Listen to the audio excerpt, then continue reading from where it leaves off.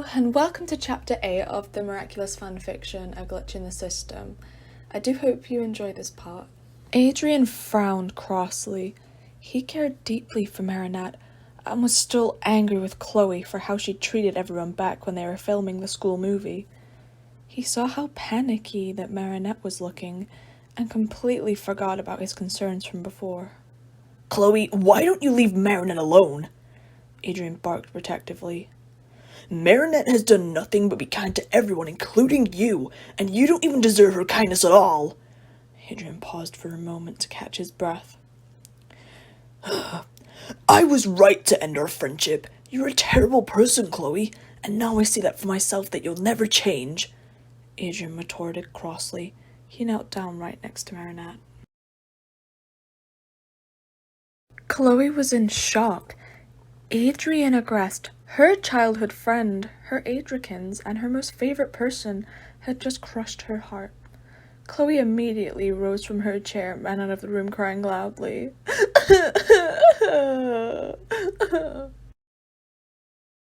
Adrian smiled sweetly at Marinette. Hey, need a hand? He asked charmingly. Marinette froze. Adrian had just stood up for her. Her crush since forever had stood up to her against the meanest girl in their class. Other than Lila, of course. Marinette felt a flush of red on her cheeks as she tried to comprehend the situation. I accidentally flung my lucky charm, and I was trying to get it back, Marinette said shyly. Adrian paused before remembering. She must be on about my charm, the charm I gave to her. Adrian smiled. He turned back to the bin and found it still in a good condition, other than being slightly worn out, meaning that Marinette must have always kept it with her. Adrian blushed. How could he have been so silly to think that Marinette would hate him? He reached into the bin and tightly gripped the charm. Here, he said as he handed the charm to her. Marinette froze. She stared at the charm and then back at Adrian. She could never get over how kind he was, how amazing he was, and how she loved him so. But she needed to love his cat noir side before she could tell him anything. She took the bracelet gratefully and shot a goofy grin at Adrian. Thanks, she said happily. Adrian smiled at her nervousness. Anytime, he said, feeling slightly relieved. Marinette stumbled back to her seat, and Alia tugged at Marinette's arm. Girl, explain now! Alia exclaimed. Marinette gulped. How on earth was she getting out of this one? She began to sweat intensely as worry flowed through her veins. Alia mustn't know more than she already did. It was far too dangerous for someone to know both Ladybug and Cat Noir's identity. But she surely could not tell Alia that she knew. She knew how persistent she could be, and Alia hated secrets, so hiding it all together would be a better thing to do. It's nothing, Alia, don't worry. Chloe was just being a brat, and Adrian was helping me out, said Marinette as she was noticeably flustered. Alia frowned. Are you sure that's all, girl? Okay, this part is way too short, so I might just put chapter 8 and 9 together, just to make it a bit longer. So, that's what I'll be doing. Are you sure that's all, girl? Alia said, sounding impatient. Marinette was freaking out. Her mind was going to overload itself with possible excuses she might have to use. Suddenly a shriek was heard from outside the school. Ah! Marinette immediately sprung up from her chair, followed by Adrian. Alia hesitantly decided to forget about her irritation towards her best friend, and instead a knowing smirk spread across her face as she cheered. Go on, girl!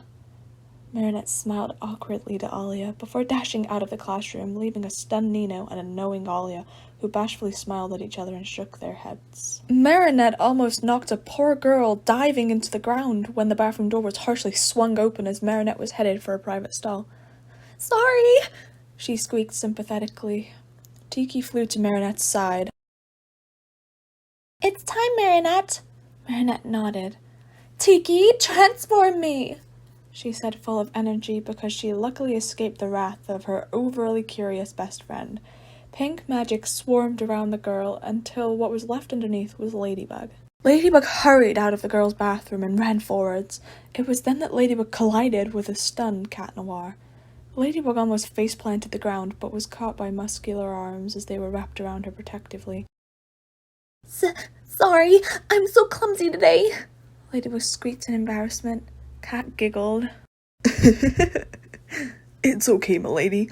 Didn't think I'd run into you here, though. Cat said excitedly. Ladybug froze. Shoot! Would he discover her already? Had she already been that foolish? She looked up at him and peered into his eyes. Oh, She began, but Cat cut her off with a claw to her lips, to which she received a blush appearing upon Ladybug's face. Don't worry, milady. I won't pry. I'll wait until you're ready to tell me who you are. But I want you to know that whoever you are, that you're the most important person to me in this world. Ladybug's eyes widened as she tried to let out a gasp. He loved her. Adrien loved her more than anything? And Adrien also happened to be her punful but amazing partner, Cat Noir. She was beginning to realize that this wasn't as bad after all. She did love Adrien already. She just needed to love his cat side before she confessed anything. She thought that that was the respectful thing to do. She knew she wanted to be able to fully love Adrien Agra. Ladybug's eyes rose up to meet Cat's. It was then that she'd realized just how similar they really were to Adrien's, and it warmed her heart. Ladybug felt awful for how she treated him. He was too kind and didn't deserve her bratty behavior she'd been expressing recently. Yes, her new role as the Guardian was part of that. However, it wasn't a good excuse to be so horrible to him. Negative thoughts were again crossing her mind. Adrien will hate me, she thought. Adrien will never love the unmasked me. Tears began to spill down her cheeks. Cat, who was still staring into her eyes, immediately noticed the tears and frowned. Milady, what's wrong? He said worriedly. Ladybug paused. She decided that it was bad to lie to Cat, so she spoke. It's just that I'm so sorry.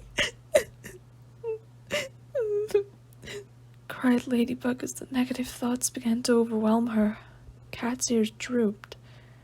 He couldn't stand seeing Ladybug this upset. It hurt him.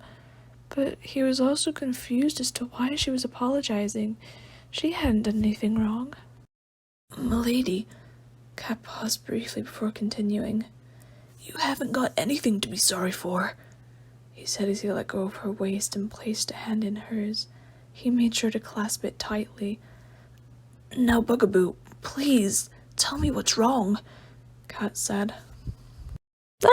Help! There was many cries being heard from the outside of the school, and Ladybug freaked out even more. The Akuma! I completely forgot about the Akuma! Ladybug exclaimed as she panicked. Her breathing sped up as she began to feel slightly faint. How could she have forgotten? She didn't have time to feel better. She needed to do her job. Cat frowned, knowing he wouldn't get any answers. We have to go, Cat, Ladybug said dryly as she wiped the tears from her eyes. Cat forced a smile. Of course, Bugaboo, but please know I'm hoping for a talk afterwards, he stated calmly. Ladybug pondered. She didn't want to put all her issues upon him, but she also knew that if she never told him, that it would end up with resentment, and that was even worse. Deal, Ladybug replied before racing out of the school and zipping across Paris.